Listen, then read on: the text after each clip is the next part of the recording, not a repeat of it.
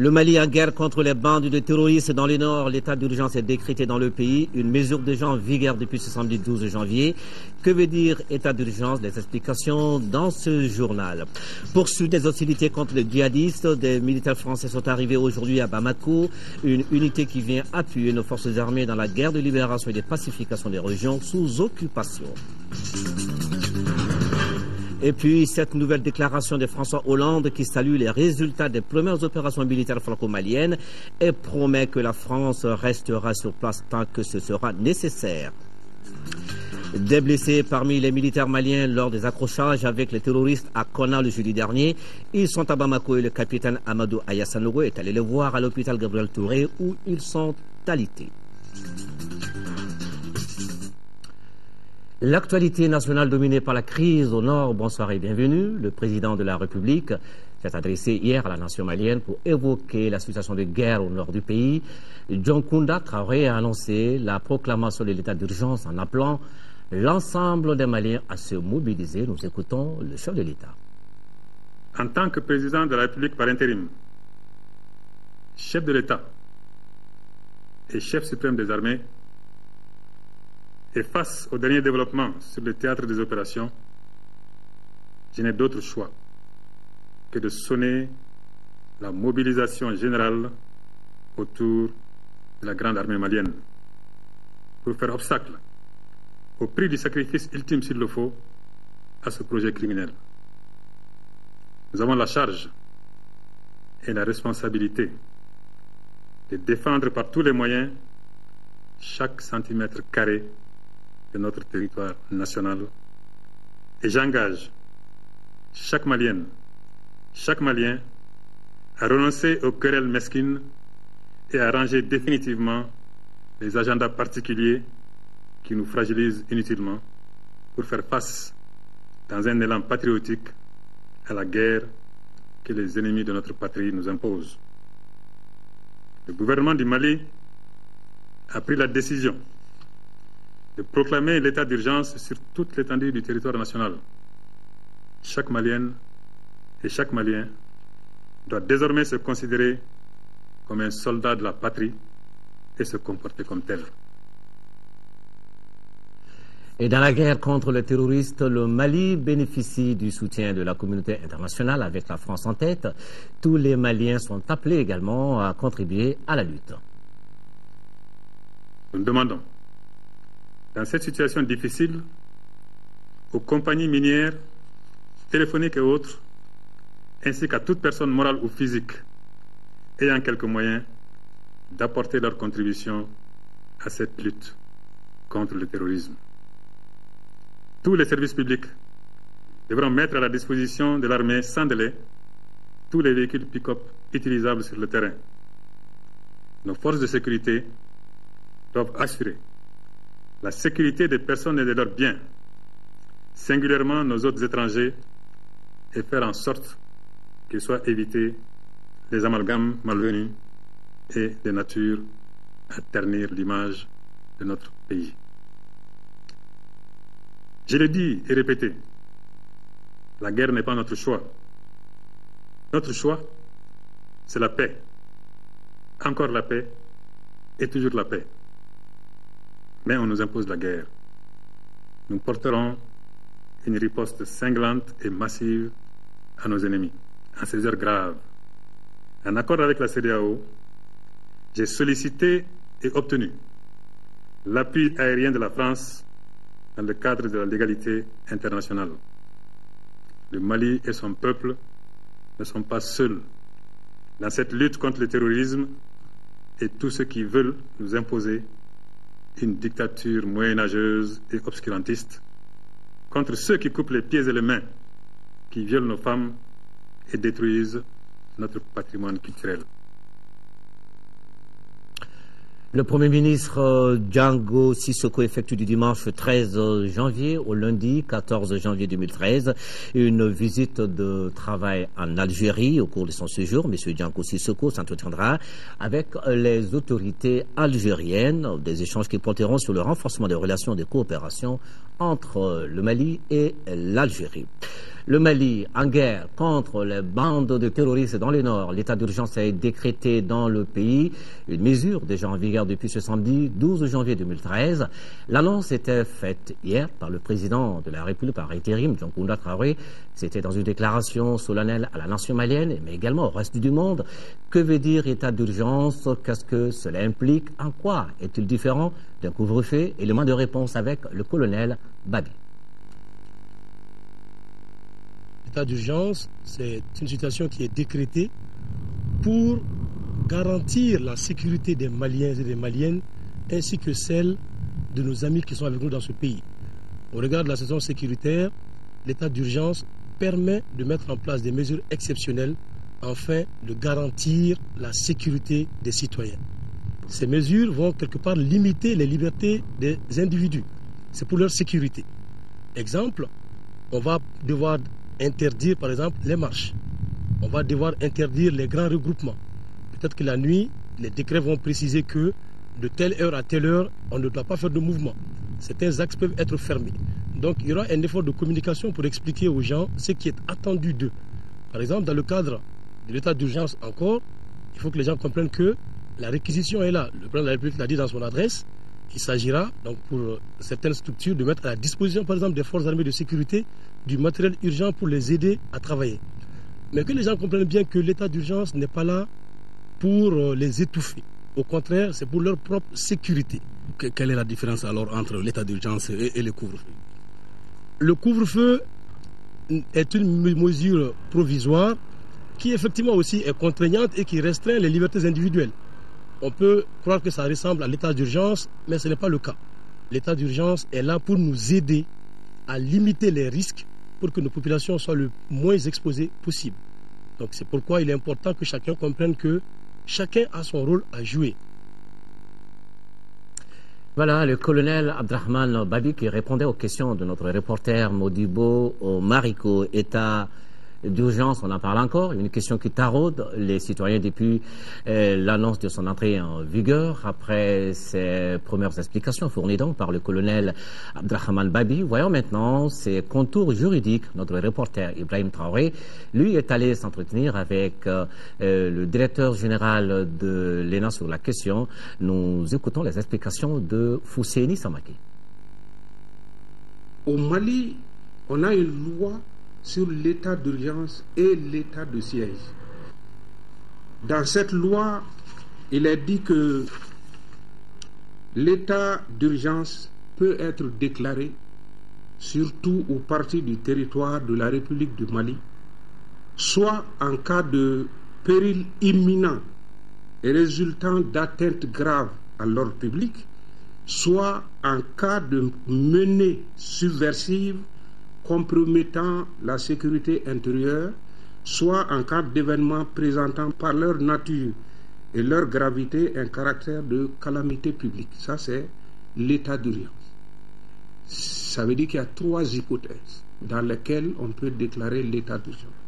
Première, péril imminent résultant d'atteinte grave à l'ordre public.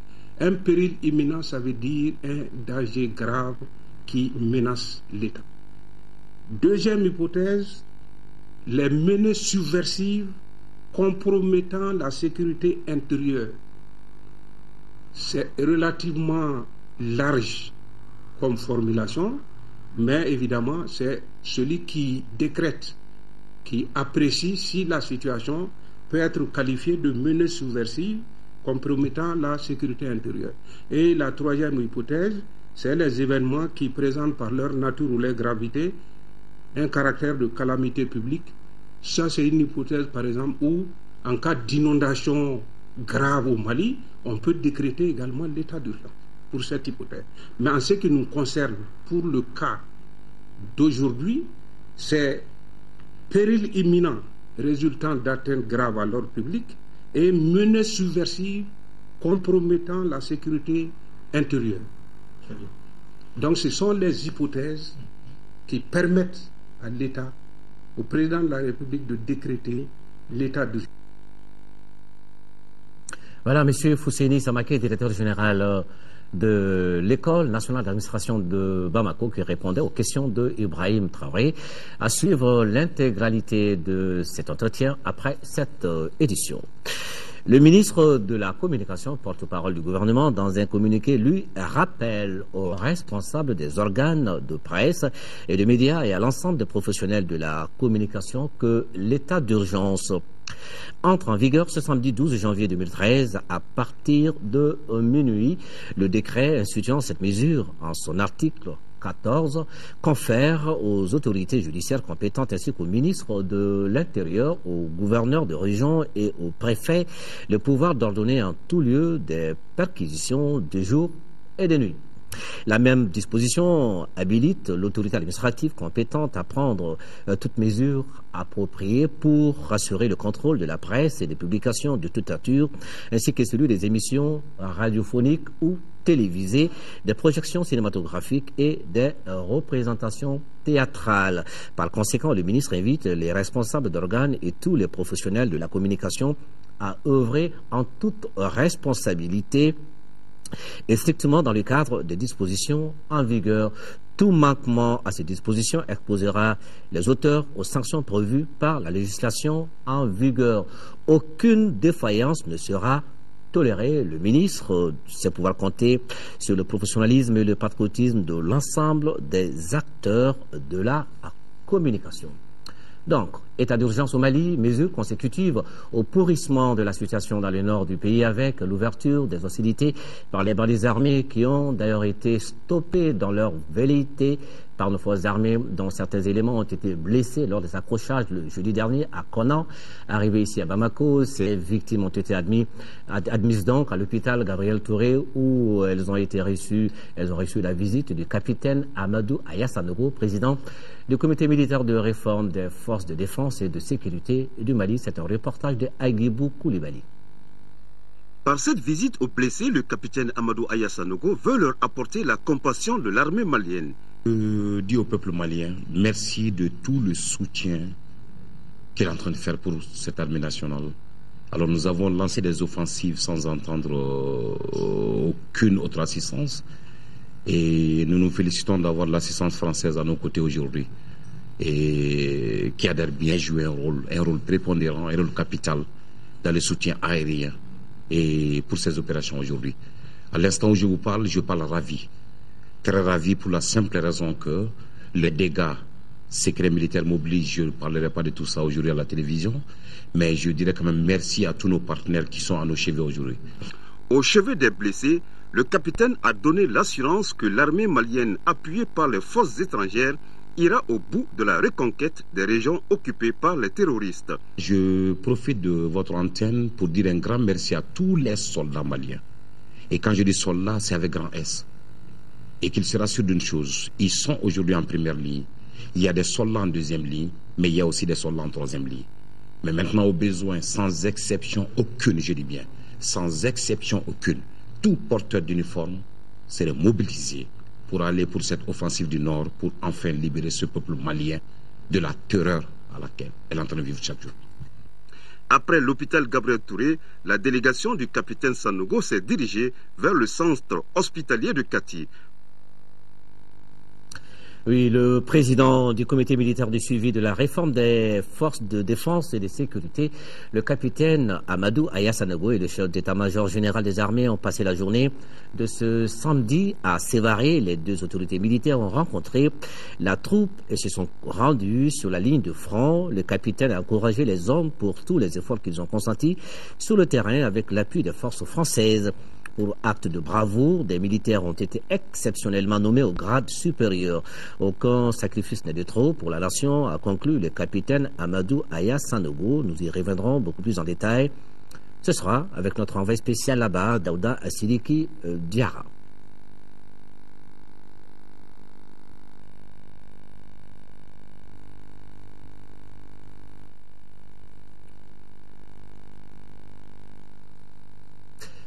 Et tout s'accélère dans le processus de reconquête du nord du Mali. La France, qui depuis le début de la contre-offensive, joint l'acte à la parole avec cet après-midi l'arrivée à Bamako d'un groupe de militaires français. Ils sont des unités françaises prépositionnées en Côte d'Ivoire et au Tchad. Leur mission, appuyer les forces armées maliennes dans la guerre contre les djihadistes qui sèment la terreur dans le nord de notre pays. Leur arrivée a été suivie par notre reporter Modibo Marico. Un Marshall 630 et un Transal 660 à l'aéroport militaire de Bamako-Sénou, des avions à bord desquels des provisions, du matériel et des éléments gonflés à bloc pour une mission commando. La première impression est la confiance. Je suis confiant à la fois dans mes hommes, je suis confiant aussi dans la collaboration qu'on va mener avec l'armée malienne. Mes souhaits quant à la mission, c'est de la réussir le plus rapidement possible, dans les meilleures conditions possibles, avec toujours le souci de la sécurité des personnes, que ce soit de la population malienne, mais aussi de mes hommes et de l'armée malienne. Une réponse à l'appel du Mali qui a surpris plus d'un par sa promptitude. Une promptitude qui dénote, selon l'ambassadeur de la France au Mali, de l'excellence de la coopération bilatérale entre nos deux pays. La promptitude, elle illustre deux choses. D'abord, il faut bien le dire quand même, le professionnalisme de nos forces armées qui sont en mesure de se projeter sur un théâtre d'opération. Ensuite, ça traduit les liens qui existent entre le Mali et la France. Et puis, je crois que ça traduit aussi la prise de conscience qu'il y avait vraiment une urgence à donner un coup d'arrêt au progrès des forces terroristes en direction du sud. Ces premiers éléments du GTIA, groupement tactique interarmé, sont venus des unités prépositionnées au Tchad et en Côte d'Ivoire. Ils seront ainsi rejoints par d'autres qui arriveront directement de la France dans les heures qui suivent. Et d'ici le lundi prochain, le groupe sera au complet et opérationnel aux côtés de leurs frères maliens au front. Nous sommes très heureux, nous sommes très réconfortés et même rassurés de votre arrivée. Et les forces armées maliennes, comme le peuple malien, seront à votre disposition dans le cadre d'une parfaite collaboration pour l'atteinte des objectifs que le Mali en particulier et la communauté internationale en général se sont fixés. Les Français au front aux côtés des Maliens seront bientôt appuyés par d'autres contingents des pays amis. Déjà, juste après ces premiers taquets, les autorités militaires maliennes ont reçu une délégation envoyée par le chef d'état-major général des armées du Nigeria. Une mission de prospection pour savoir dans quelle mesure elle peut apporter son appui au Mali dans sa guerre contre les djihadistes au nord de notre pays. Et au moment où arrivent ces renforts dans notre pays, le président français persiste et signe dans cette nouvelle déclaration. François Hollande qui salue les résultats des premières opérations militaires franco-maliennes et promet que la France restera sur place ici au Mali et avec les moyens conséquents pour lutter contre les envahisseurs, et cela tant que ce sera nécessaire. Je rappelle que la France, dans cette opération, ne poursuit aucun intérêt particulier autre que la sauvegarde d'un pays ami et n'a pas d'autre but que la lutte contre le terrorisme. C'est pourquoi son action est soutenue par l'ensemble de la communauté internationale et saluée par tous les pays africains. Au courage de nos soldats, un coup d'arrêt a été porté et de lourdes pertes ont été infligées à nos adversaires. Mais notre mission n'est pas achevée. Je rappelle qu'elle consiste à préparer le déploiement d'une force d'intervention africaine pour permettre au Mali de recouvrer son intégrité territoriale conformément aux résolutions du Conseil de sécurité. La Commission de l'Union africaine qui vient de lancer un appel à tous les États membres pour qu'ils apportent l'appui nécessaire sur le plan logistique, financier et de renforcement des capacités aux forces de défense et de sécurité maliennes. Déjà, au niveau de la Commission, des consultations sont en cours pour accélérer le déploiement de la MISMA, la Mission internationale de soutien au Mali. Voyons en détail le contenu de cet appel de l'Union africaine avec Sidiki Dambélé. La présidente de la Commission de l'Union africaine, Dr Nkosazana Dlamini Zuma, condamne fermement les nouvelles attaques lancées par des groupes armés terroristes et criminels dans le nord du Mali. Elle exprime la solidarité de l'Union africaine avec le Mali et lance un appel à tous les États membres de l'Union africaine pour qu'ils apportent l'appui requis sur le plan logistique, financier et de renforcement des capacités aux forces de défense et de sécurité maliennes.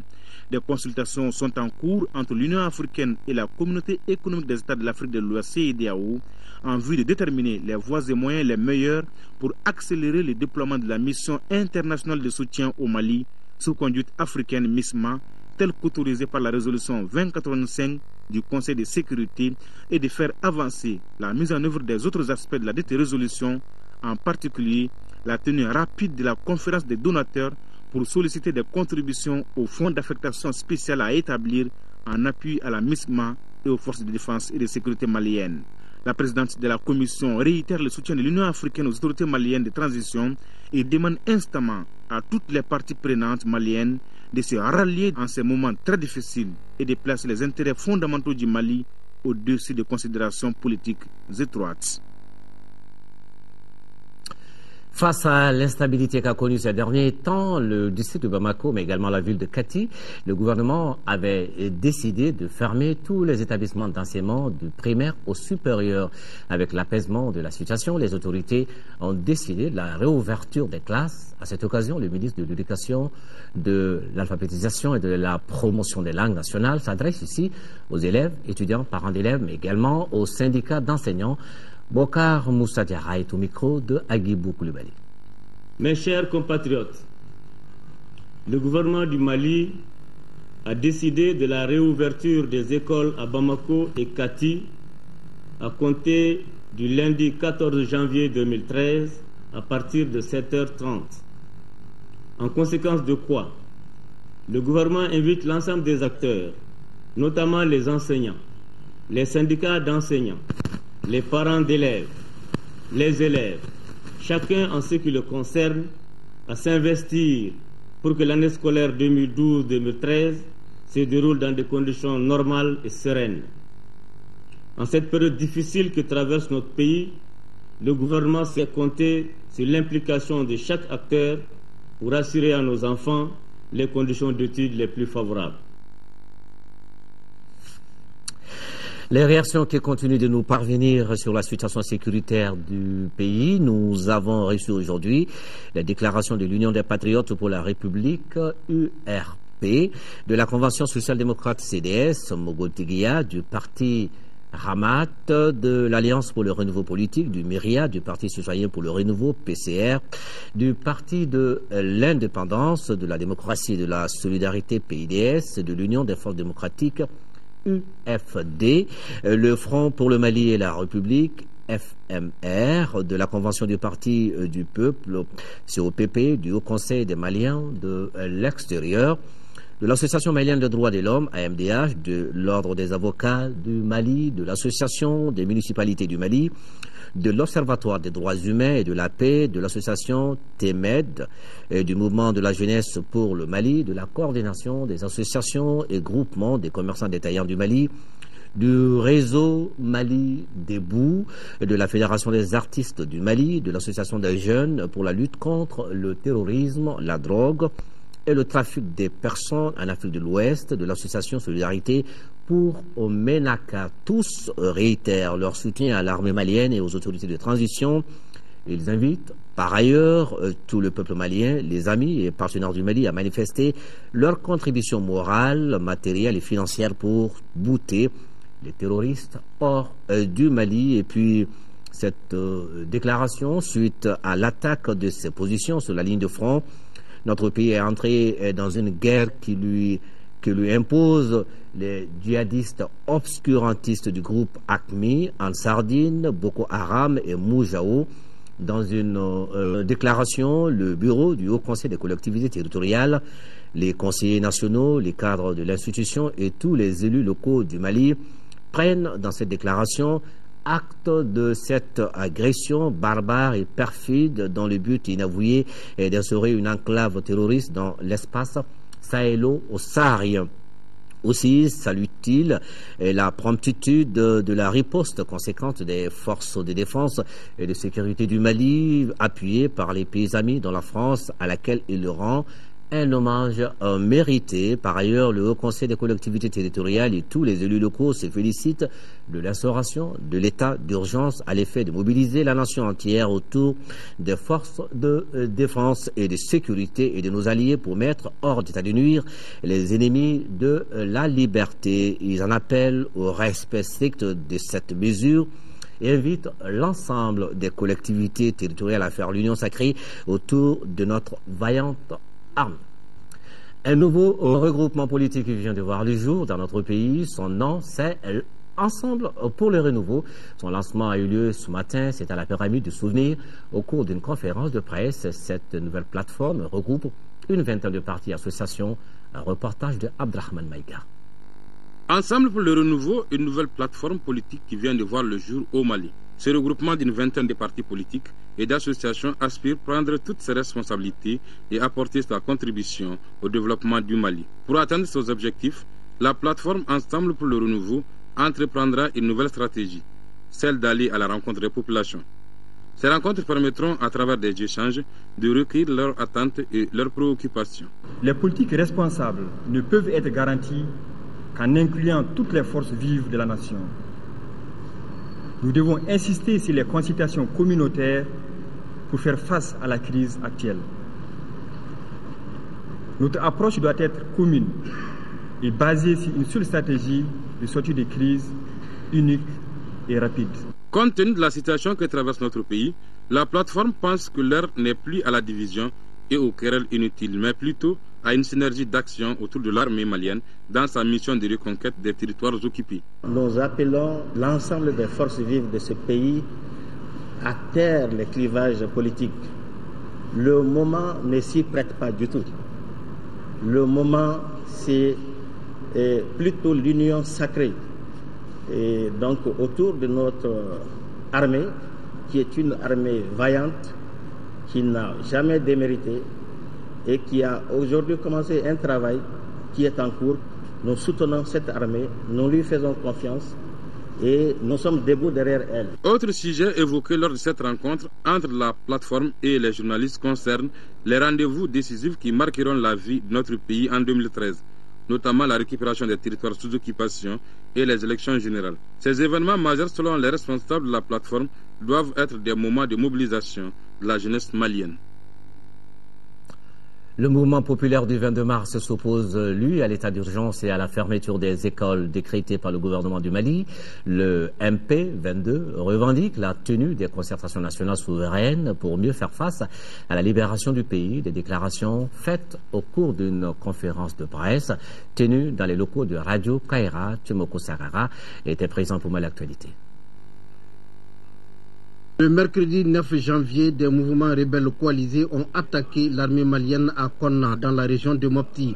Cette attaque au moyen d'armes lourdes a été repoussée. Au même moment, à Bamako, des manifestations ont empêché la tenue du Conseil des ministres et bloqué la circulation. Face à cette situation grave, le gouvernement du Mali a décrété l'état d'urgence et fermé momentanément les écoles.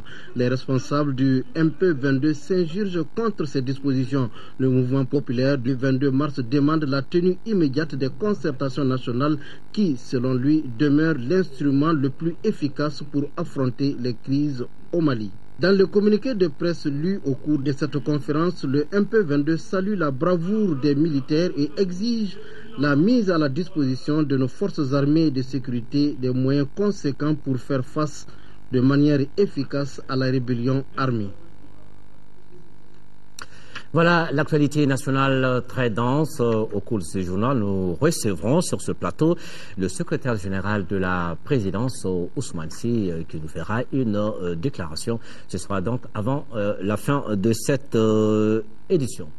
Participer à l'effort de guerre, c'est également donner son sang pour constituer une réserve pour nos éléments des forces armées et de sécurité. L'amicale des anciens du service national des jeunes est déjà passée ce matin à l'action avec une opération de don de sang, action citoyenne et patriotique que les anciens du SNJ voudraient bien élargir aux autres régions du pays. Moussa Fane est allé voir. On va continuer à donner du sang. Ça va au-delà du simple don. On ne voit pas le sang, on voit le sacrifice. Nul n'est trop grand pour cette nation. Le président de l'amicale des anciens du SNJ invite tous les Maliens à faire des contributions pour avoir des stocks suffisants de poches de sang. Nous savons que toutes les filles et tous les fils de ce pays doivent contribuer à l'effort de guerre. Donc l'amicale, à sa manière, fait ce don de sang pour apporter cet appui à notre armée. Et nous restons à la disposition des autorités militaires, à la disposition des autorités sanitaires, pour que cette opération, qu'on puisse la multiplier autant qu'il faut. Cette initiative, que l'amicale des anciens du service national des jeunes souhaite l'extension sur toute l'étendue du territoire à travers ses antennes régionales, est l'un des gestes patriotiques recherchés en période de conflit. Les activités de l'exercice 2013 de la Jeune Chambre internationale Mali ont démarré ce matin ici à Bamako et c'est à la faveur de la première rentrée solennelle de l'année, une rencontre placée sous le signe de l'appui à l'armée malienne. Tchemoko Konaté. Une semaine après la passation des témoins au nouveau bureau de la Jeune Chambre internationale Mali, les membres de l'organisation se retrouvent pour leur rentrée solennelle. Cette première rencontre marque le démarrage des activités inscrites au programme de 2013. Pour l'exercice en cours, l'organisation entend poursuivre ses projets de développement. Il s'agit entre autres de la remise des dons aux couches vulnérables et de la lutte contre le paludisme. La rencontre siège également sur la recherche des moyens en vue de soutenir l'armée malienne dans la reconquête des régions sous occupation. Il est important qu'on puisse lancer la mobilisation nationale. À tous les niveaux, que les messages soient compris. Au-delà de la jeunesse, que toute la population se mobilise derrière ceux qui sont au devant. Je disais tantôt qu'aujourd'hui, nous travaillons sous une liberté qui aujourd'hui est préservée par certains qui sont en train de donner leur vie. Et c'est à nous de tout faire pour qu'ils puissent jouer correctement ce rôle. Au regard de l'urgence qui s'impose, les membres de l'organisation ont effectué un don de sang au Centre national de transfusion sanguine pour les compatriotes du Nord. Autre contribution de taille, l'appui à la Direction nationale de la jeunesse dans son projet de collecte de fonds pour l'armée. Ce projet, intitulé Démission Dioro, est coordonné par le vérificateur général et vise la mobilisation d'un montant global de 100 millions de francs CFA. Pour la réussite du projet, un compte bancaire est ouvert à la BNDA. La Jeune Chambre internationale Mali s'est forgé une bonne image dans le milieu jeune malien avec son sens de l'organisation, de la discipline et surtout de la rigueur dans le travail. Je tiens au nom des plus hautes autorités à saluer et magnifier votre sens de responsabilité et votre engagement et vous en féliciter. Observant l'état d'urgence décrété par le gouvernement, la Jeune Chambre internationale Mali a décidé de surseoir à son dîner gala qui était prévu ce samedi soir à Bamako. Le Conseil national des ordres professionnels du Mali, CNOPM, a tenu ce matin son assemblée générale avec comme sujet principal l'élaboration d'un plan d'activité pour l'année en cours. Et créé en octobre 2012, le Conseil est à sa première assemblée générale après la mise en place de son bureau composé de 13 membres d'ordre professionnel. Adama Kodjo. Cette première assemblée du Conseil national des ordres professionnels du Mali a pour objectif d'élaborer un plan d'activité pour l'année 2013. C'est pourquoi les membres du Conseil sont appelés à faire des propositions et suggestions concernant les préoccupations de l'heure. Après la mise en place du Conseil national, nous étions juste presque à la fin de l'année. Et pour cette nouvelle année, comme les statuts le stipulent, chaque année, il faut une assemblée générale. Et donc, nous avons décidé de convoquer en début d'année cette assemblée générale pour nous retrouver et tracer les grandes lignes l'année qui vient de débuter et s'il plaît à Dieu, même de l'année prochaine, parce que nous avons un mandat de 2 ans. Et il y a beaucoup de défaillances de communication. Et aujourd'hui, je crois qu'il y a beaucoup de choses qu'on peut faire à ce niveau et puis relever beaucoup de tabous. Créé en octobre 2012, le Conseil entend promouvoir la solidarité entre les organisations membres du groupement. Notre ambition, c'est de réaliser, en tout cas, les domaines de compétences que la loi même nous confère dans la République, à savoir un rôle consultatif. En plus de ce rôle consultatif, le Conseil entend jouer un rôle de conciliation en cas de conflit de compétences. En marge des activités de la rencontre, les participants ont eu droit à une visite des locaux du Conseil. Le Conseil, faut-il le rappeler, est composé de 13 membres d'ordre professionnel. Nous vous l'annoncions il y a un instant, Monsieur Ousmane Sy, secrétaire général de la présidence, est sur ce plateau. C'est pour lire donc une déclaration du président de la République. Bonsoir, Monsieur Sy, et bienvenue. Bonsoir, merci. Chers compatriotes, je sais que chacune et chacun d'entre nous suit avec angoisse et aussi beaucoup d'espoir désormais la situation des opérations qui se déroulent sur le front. Je vais vous informer que la situation sur le front est désormais sous contrôle. L'armée malienne, avec l'appui décisif de notre partenaire français, est en train d'infliger de lourdes pertes à l'ennemi. Elle continuera, Inch'Allah, jusqu'à la victoire finale et définitive. Celle-ci est inévitable car le Mali a le droit de son côté. Ses amis sont à ses côtés et son armée, remobilisée et prête à le défendre dans chaque portion de son territoire national. En cette circonstance historique, je salue le courage de nos hommes qui se battent vaillamment. 11 de ces héros ont inscrit en lettres d'or leur nom dans l'histoire millénaire du Mali. Ils sont tombés sur le champ d'honneur à Konna. À leurs familles, à leurs proches, à leurs camarades de combat, je présente mes condoléances les plus émues, ainsi que celles du peuple malien tout entier. Nous déplorons également une 60aine de blessés à qui nous souhaitons un prompt rétablissement. Chers compatriotes, je voudrais vous informer également qu'un jeune officier français, père d'un enfant, le lieutenant Damien Boiteux, a perdu la vie dans les opérations en cours. Il est mort pour vous, il est mort pour le Mali, il est mort pour la France. Et il est mort pour l'avènement d'un monde de liberté, de démocratie et de paix, débarrassé de toute forme de terrorisme. Que sa famille, le peuple français, le chef d'État français, que je remercie pour son action déterminée et déterminante, reçoivent ici mes condoléances ainsi que celles du Mali reconnaissant.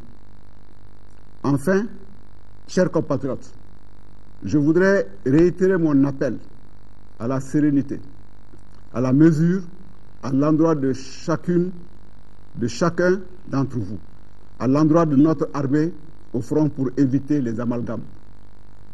Que tous nos partenaires, tous nos voisins fortement mobilisés pour notre pays trouvent ici l'expression de mes remerciements sincères.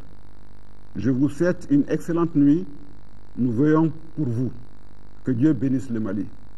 Professeur Djongunda Traoré, président de la République par intérim. Voilà, merci Monsieur le secrétaire général. Monsieur le secrétaire général de la présidence Ousmane Sy, qui lisait donc ici une déclaration du président de la République par intérim, le professeur Djongunda Traoré. La suite de cette édition, et cette fois-ci avec le sport, football, championnat national, Ligue 1. La 9e journée a démarré hier au stade du 26 mars. L'Office du Niger Sport de Ségou est venu créer l'exploit ici à Bamako en battant l'ASCO. Score final, 1-0, compte rendu Abdul Karim Kaba. L'arrivée d'Ousmane Mamadou Fofana Dikapi à la tête de l'Office du Niger Sport fait du bien à l'équipe de la capitale de Balanza. Une semaine seulement après avoir accroché le champion sortant de Djoliba AC à Ségou, le premier vient de réaliser un autre exploit à Bamako face à l'ASCO. Pour cette rencontre entre l'association sportive de Korofina et l'Office du Niger Sport de Ségou, ici en blanc, la première période a été émaillée d'occasions ratées de part et d'autre. D'abord, côté Bamakois, le deuxième meilleur buteur du championnat, Ibrahima Dambélé, avec 5 buts, a vu son pénalty repoussé par le portier de l'Office, Mamadou Diarra, à la 9e minute. Ensuite, à la 34e, Moutaga Koulibaly et Léger Traoré se sont gênés côté ségovien. Mi-temps 0-0. De retour sur la pelouse, les visiteurs reviennent plus requinquis et obtiennent à leur tour un pénalty. Si Ibrahima Dambélé a raté celui de l'ASCO, Sanimbe Dambélé trouve le fond des filets pour les Blancs. Ce sera d'ailleurs l'unique but de la partie pour l'Office du Niger Sport de Ségou. Malgré les assauts de l'ASCO, ils ne resteront pas à égaliser. Au contraire, n'eût été la maladresse des attaquants de l'Office, le score aurait pu connaître d'autres dimensions. Avec cette victoire, l'Office Niger Sport de Ségou compte désormais 12 points. 3 victoires, 3 nuls, 2 défaites et un match en retard. Maintenant, la boxe avec la Fédération malienne de boxe qui vient de mettre à jour son programme d'activité de l'année. Et c'était à l'issue de son championnat national qui a eu lieu hier, qui a eu lieu donc du 10 au 11 janvier. Ça s'est passé au stade Mamadou Konaté, un reportage de Aldou Matina. La Fédération malienne de boxe connaît désormais ses champions de l'année écoulée. C'est là dans 10 catégories. C'était à l'issue de son championnat national au cours duquel les meilleurs pugilistes du pays se sont retrouvés pour compétir. Malgré les défections de certaines ligues de l'intérieur, actualité oblige, l'événement a tenu ses promesses. Au terme des combats, les différents champions sont Drissa Diabaté de Sikasso, qui n'avait pas d'adversaire, de même que Fatoumata Sako chez les 60 kg filles, et le super lourd Ousmane Bey Aydra de Ségou dans les 91 kg. Pour le reste, on a eu droit à des chaudes empoignades, à part chez les mi-lourds, où Mohamedou Keita Sougoulé a contraint son adversaire à jeter l'éponge. C'était dès le premier round. Sinon, dans les autres catégories, 52 kg, 56 kg, 60, 64, 69 et 81 kg, ce fut presque la razzia des combattants de Bamako. Toutefois, l'international Sikasso Noum Sangaré a fait honneur à son statut chez les lourds. Ainsi, pendant des jours, le noble art a fait vibrer plus d'un. Il nous a été donné de voir vraiment des combats d'un certain niveau acceptable. C'est dire tout simplement que, quelque part, cette discipline a toujours des acteurs qui veulent son développement, sa promotion. C'est un sentiment de très grande satisfaction. Je suis venu ici représenter l'Assemblée nationale du Mali. Nous avons vu un bon niveau, en réalité, au niveau de la boxe ici.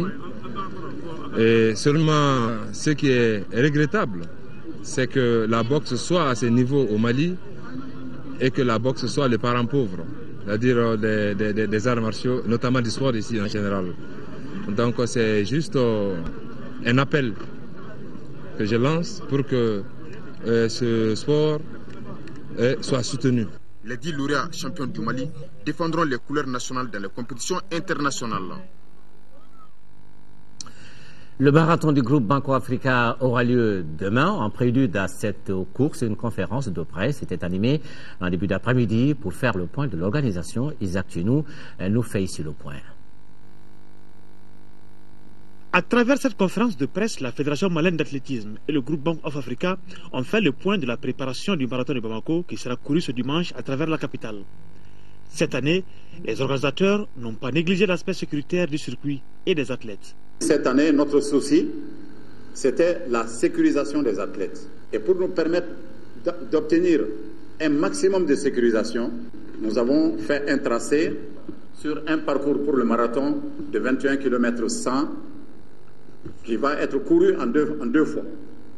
Comme ça, sur ce parcours, nous concentrons les forces de sécurité là-dessus. Et ensuite, sur le 10 km, faire un parcours de 5 km. Pour ceux qui font 5 km, un seul tour, et ceux qui font 10 km, le faire en 2 fois, avoir donc la même concentration des agents de sécurité pour mieux sécuriser le parcours. Cette 5e édition du marathon du groupe Bank of Africa est placée sous le signe de la solidarité avec le Mali. Avec ce marathon, on peut ajouter qu'il s'agit aussi des valeurs de la nation malienne, parce que vous avez vu, il y a très longtemps, le pays a patienté et le pays est resté persévérant.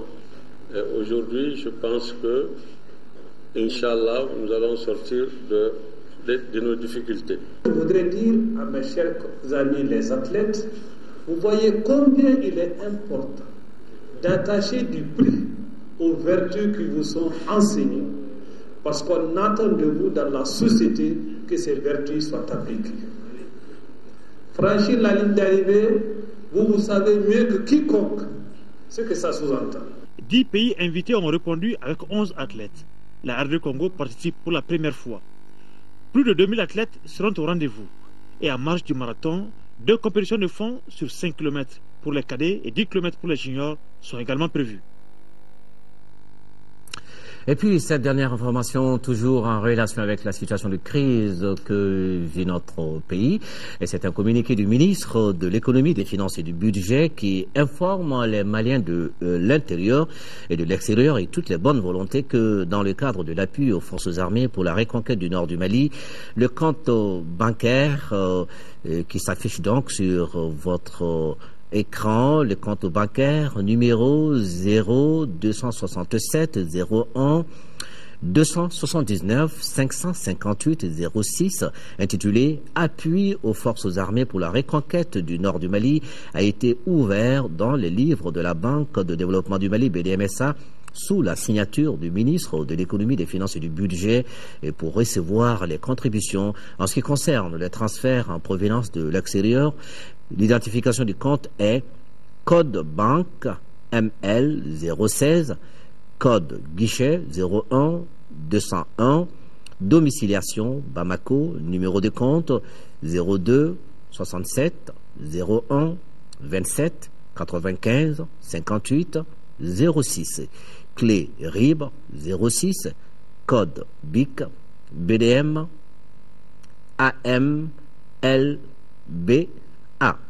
D'avance, il adresse ses remerciements à toutes celles et à tous ceux qui apporteront leur soutien à cette initiative hautement patriotique.